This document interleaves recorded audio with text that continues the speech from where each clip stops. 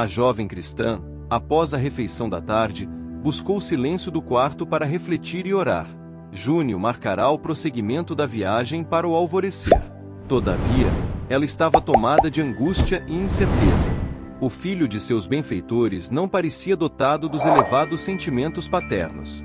Aquele olhar arisco parecia indicar a peçonha de um ofídio. Seus gestos eram atrevidos, as ideias indiferentes às noções do dever e da responsabilidade. Em plena noite, uma serva da casa veio saber se a hóspede precisava de algo, encontrando-a inquieta e aflita, pensando no que pudesse acontecer no seu amanhã doloroso e cheio de ameaças. Depois de amargas reflexões, deliberou, inspirada pelos amigos do invisível, retirar-se da estalagem nas primeiras horas da madrugada, para fugir à perversidade do inimigo de sua paz íntima. Assim, antes do alvorecer, afastou-se cautelosamente do casarão desconhecido. Apertando o pequenino contra o peito, sentia o coração bater aceleradamente. Jamais enfrentará situações tão difíceis, e, todavia, confiava que Jesus a socorreria com os alvitres necessários. Deixando o veletre à esquerda, tomou corajosamente um largo caminho, carregando o pequenino e seu saco de bagagens pobres, caminhando até o completo alvorecer e encontrando-se na antiga vila de Cora, famosa por seu templo de Castor e Pólux. Ali, uma mulher do povo recolheu-a por alguns minutos, munindo-a de novas provisões, compadecida de sua penosa jornada com o inocentinho ao colo. Continuando a caminhar, possuída de estranha força, como se alguém lhe guiasse os passos, apesar do rumo incerto, achou-se em breve à margem do rio Astura, atravessando aldeias pequeninas, onde havia sempre um bom coração a lhe prodigalizar gentileza fraterna. Antes do meio-dia, defrontou humildes carreteiros, assalariados pelos ricos senhores da região nos trabalhos de transporte. Um deles, de aspecto patriarcal, ofereceu-lhe um lugar a seu lado, mitigando-lhe a dor dos pés. Em breve, assim instalada num veículo bastante ligeiro para a época, a jovem cristã divisava, à frente, as famosas Lagoas Pontinas, vasto terreno sem inclinação, para onde convergem as pesadas massas d'água de alguns rios. Célia atravessava numerosos grupos de casas, aldeias nascentes ou antigas cidades em ruínas, detendo os olhos tristes, com mais insistência, nas humildes edificações de Foro Ápio, Fórum Api, onde as tradições cristãs de Roma asseveravam que se dera o encontro de Paulo de Tarso com seus irmãos da cidade de César. Em suas meditações, a viajante avistou Anchur, mais tarde Terracina, de onde saía por escarpada encosta da montanha, passando pelas ruínas bem conservadas de castelos antigos, dos mais remotos dominadores. Do alto, seus olhos abrangiam toda a região das lagoas célebres, bem como vasta extensão do mar Tirreno. Aí, porém, sentiu o coração gelado e dolorido. Era dali, daquela estrada hostil e montanhosa, que o idoso cocheiro, benfeitor e amigo, deveria retroceder, em obediência às ordens recebidas. Entardecia. O velho lidador da gleba despediu-se da companheira, com os olhos umedecidos. Por todo o caminho, Célia se conservara triste e silenciosa, mas, percebendo que seu benfeitor estava receoso por abandoná-la em sítio tão ingrato, disse-lhe corajosamente: "Adeus, meu bom amigo. Que o céu lhe recompense a bondade." Seu oferecimento generoso evitou-me grande cansaço pelo caminho. "Ides a Fondi?" perguntou o velho com carinhoso interesse. "Não precisarei chegar até lá", respondeu a jovem com inaudita coragem. "A propriedade de meus parentes está muito próxima." "Ainda bem", replicou ele, mais conformado. "Temia que precisasses caminhar ainda muito, pois estas regiões são infestadas de feras e bandidos." "Fique descansado", disse Célia, ocultando a própria angústia. "Estas estradas não me são desconhecidas. Além do mais, estou certa de que o céu me protegerá, amparando meu filhinho." O generoso carreteiro, ao ouvir a invocação do céu, descobriu-se respeitoso, em sua simplicidade de alma devotada a Deus, e depois de estender a destra à jovem desconhecida, preparou-se para descer a montanha, onde estivera apenas para atender a seu pedido, seguindo pelas mesmas sendas escarpadas a fim de cumprir em Anchura a incumbência que levava. Célia viu-o desaparecer nas curvas íngremes, acompanhando-lhe o veículo com um olhar triste e ansioso. Desejava também retroceder, mas um receio imenso dos homens impiedosos, que não saberiam respeitar-lhe a castidade, impelia-a a buscar o desconhecido, entre as sombras espessas das florestas do Lácio. Com o pensamento em prece, caminhou quase mecanicamente, observando, angustiada, que se avizinhavam as sombras do crepúsculo. A estrada corria por um vale apertado, vendo-se-lhe de um lado o oceano e do outro a cadeia das montanhas. Os derradeiros raios do sol douravam a cúpula imensa quando seus olhos divisaram, à esquerda, uma gruta providencial, formada pelos elementos da natureza.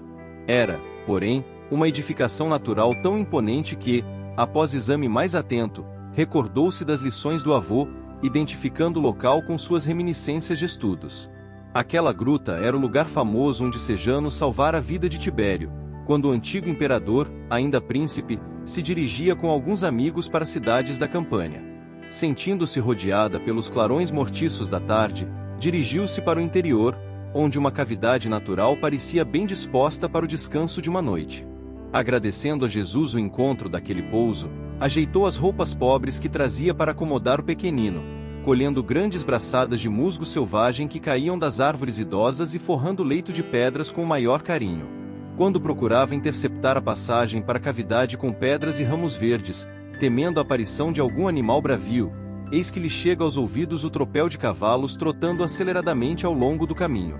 Guardando o pequerrucho nos braços, correu para frente, desejosa de comunicar-se com alguém, para afastar do espírito aquela triste impressão de solidão, esperançosa de que a providência divina, por intermédio de um coração bondoso, lhe evitasse a amargura daquela noite que se prefigurava angustiosa e dolorida. Seria um carro, ou seriam cavaleiros generosos que lhe estenderiam mãos fraternas? Também podiam ser ladrões a cavalo, perdidos na floresta em busca de aventuras.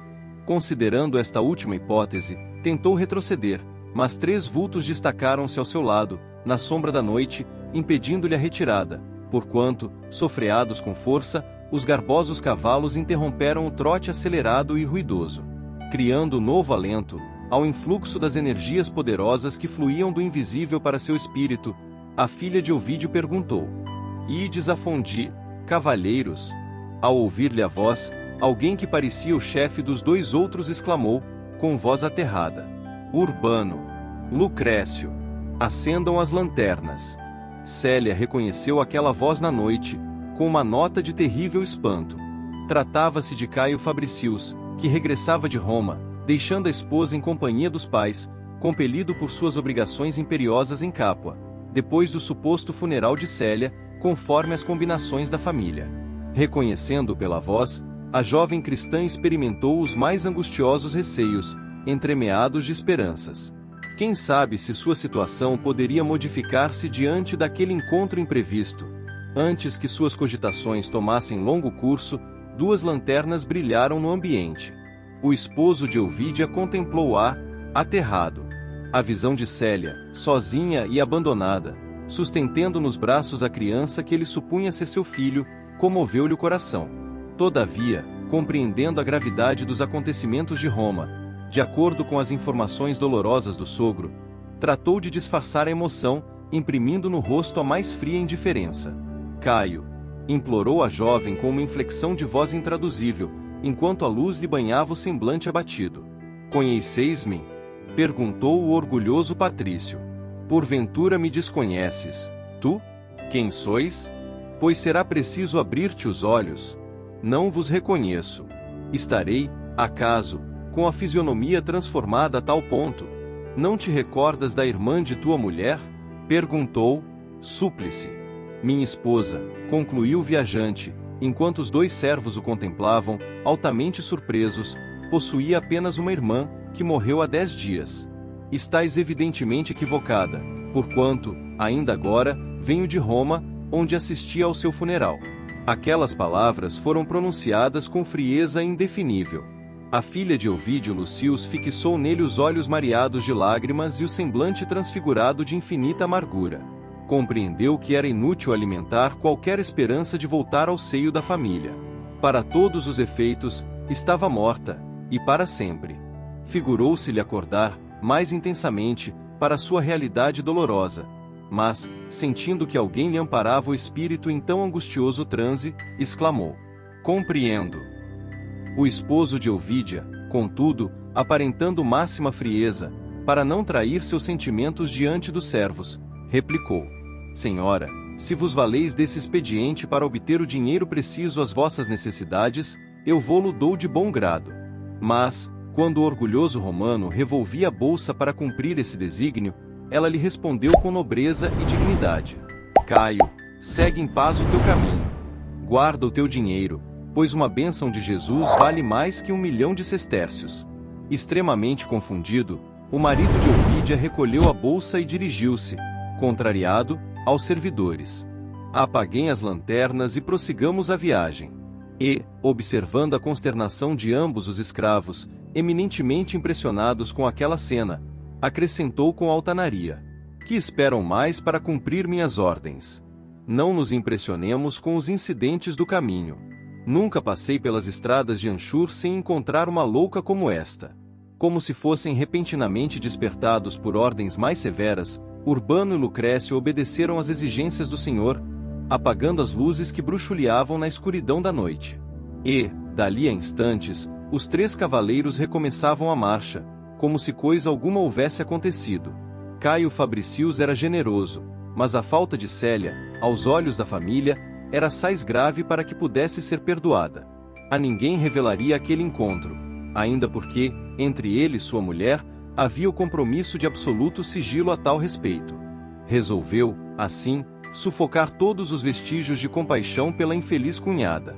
Quanto a ela, com os olhos mareados de lágrimas, ficou como petrificada, ao ouvir o compassado trote dos animais que se afastavam, até que um silêncio profundo e misterioso se fez por toda parte, na floresta sombria. Vendo que Caio se afastava, teve ímpetos, em sua fragilidade feminina, de suplicar-lhe auxílio, rogando-lhe a caridade de conduzi-la até o povoado de Fondi, onde, por certo, encontraria alguém que a abrigasse por uma noite. Todavia, permaneceu muda, como se a insensibilidade do cunhado lhe houvesse enregelado a própria alma. Chorou longamente, misturando em orações as lágrimas amargas, de olhos fitos no céu, onde apenas cintilavam raras estrelas. A passos vacilantes, voltou à gruta selvagem que a natureza havia edificado. Lá dentro, acomodou a criança da melhor maneira e entregou-se a amargas meditações. Os ventos do Lácio começaram a sussurrar uma sinfonia triste e estranha, e de longe em longe, até seus ouvidos chegavam os ecos dos lobos selvagens, ululando na floresta. Célia sentiu-se abandonada mais que nunca. Um profundo desânimo apoderou-se de seu espírito, sentindo que, apesar da fé, a fortaleza moral desfalecia ante tão penosos padecimentos. Lembrou, uma a uma, todas as suas alegrias domésticas, recordando cada familiar com as particularidades encantadoras de seu extremoso afeto. Nunca o sofrimento moral lhe atingira tão fundo o coração sensível. Enquanto as lágrimas silenciosas lhe rolavam dos olhos, lembrou-se, mais que nunca, das exortações de Nestório nas vésperas do sacrifício, rogando a Jesus que lhe concedesse forças para as renúncias purificadoras. Mergulhada em profunda escuridão, acariciava o rosto do pequenino, receosa de um ataque de répteis, enxugando as lágrimas para melhor pensar no futuro, sem perder sua confiança na misericórdia de Jesus. Foi então que, para surpresa e pasmo de seus olhos aflitos, emergiu da sombra um ponto luminoso, avultando com rapidez prodigiosa, sem que ela entendesse, de imediato, o que se passava. Aturdida, acabou por divisar, a seu lado, a figura do avô, que lhe enviava ao coração atormentado o mais terno dos sorrisos. Tamanha era sua amargura, tão intenso o fel de seu coração angustiado, que não manifestou a menor estranheza. Dentro das claridades de sua fé, recordou imediatamente a lição evangélica das aparições do Divino Mestre a Maria Madalena e aos discípulos, estendendo para o avô os braços ansiosos. Para seu espírito dolorido, a visão de Cneio Lucius era uma bênção do Senhor ante seus inenarráveis martírios íntimos. Quis falar, mas, diante da figura radiosa do velhinho bom, a voz morria-lhe na garganta, sem que conseguisse articular uma palavra. Todavia, seus olhos estavam aljofrados de pranto, e havia em seu rosto uma expressão tão sublime que parecia mergulhada em profundo êxtase. Célia, sussurrou o espírito carinhoso e benfazejo, Deus te abençoe nas tormentas aspérrimas da vida material. Feliz de ti, que elegeste o sacrifício, como se houvesses recebido uma determinação grata do Mestre. Não desfaleças nas horas mais amargas, pois entre as flores do céu há quem te acompanhe os sofrimentos, fortalecendo as fibras de teu espírito desterrado.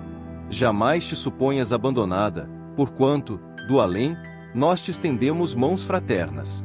Todas as dores, filhinha, passam como a vertigem dos relâmpagos ou como os véus da neblina desfeitos ao sol. Só a alegria é perene, só a alegria alcança a eternidade. Realizando-nos interiormente para Deus, compreendemos que todos os sofrimentos são vésperas divinas do júbilo espiritual nos planos da verdadeira vida. Conhecemos a intensidade de teus padecimentos, mas, coerente com tua fé, conserva o pensamento sempre puro. Crendo sacrificar-te por tua mãe, estás cumprindo uma das mais formosas missões de caridade e de amor, aos olhos do Cordeiro. Jamais agasalhes a ideia de que o sentimento materno se houvesse desviado algum dia do código da lealdade e da virtude doméstica, mas recebe todos os sofrimentos como elementos sagrados de tua própria redenção espiritual. Tua mãe nunca faltou à fidelidade conjugal, e teu espírito de abnegação e renúncia receberá de Jesus a mais farta messe de bênçãos. Ouvindo aquelas palavras que lhe caíam como bálsamo divino no coração desalentado, a filha de Ovídio deixava que as lágrimas de conforto íntimo lhe rolassem das faces, como se o pranto somente lhe pudesse lavar todas as amarguras. Ela identificava o avô carinhoso e amigo, ali, a seu lado, como nos dias mais venturosos da sua existência. Nimbado de uma luz suave e doce, Cneio Lúcio sorria-lhe com a benevolência de coração que sempre lhe demonstrara. Escutando-lhe a revelação da integridade moral da genitora, Célia reconsiderou as ocorrências dolorosas do lar.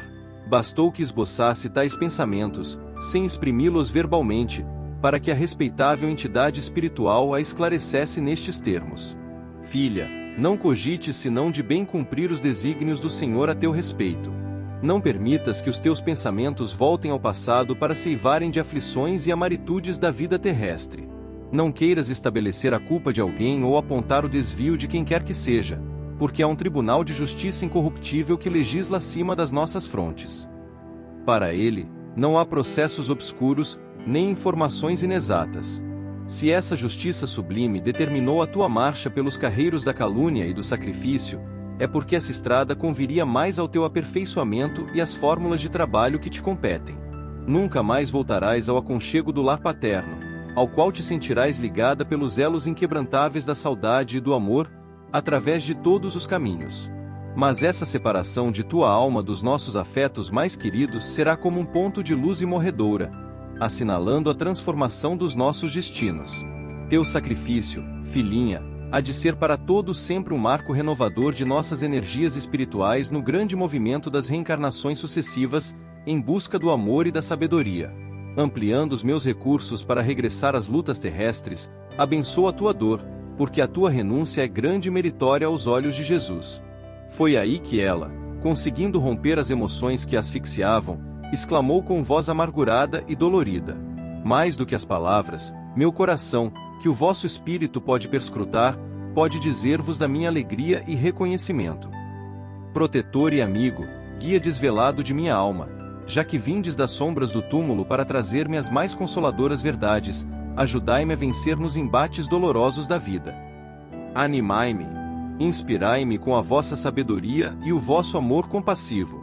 Não me deixeis desorientada nestas penhas escabrosas. Avô, meu coração tem andado triste como esta noite, e o desalento e a amargura clamam no meu íntimo como os lobos ferozes que uivam nestas selvas. Doravante, porém, saberei que vos tenho junto a mim. Caminharei consciente de que me seguireis os passos em busca da felicidade real.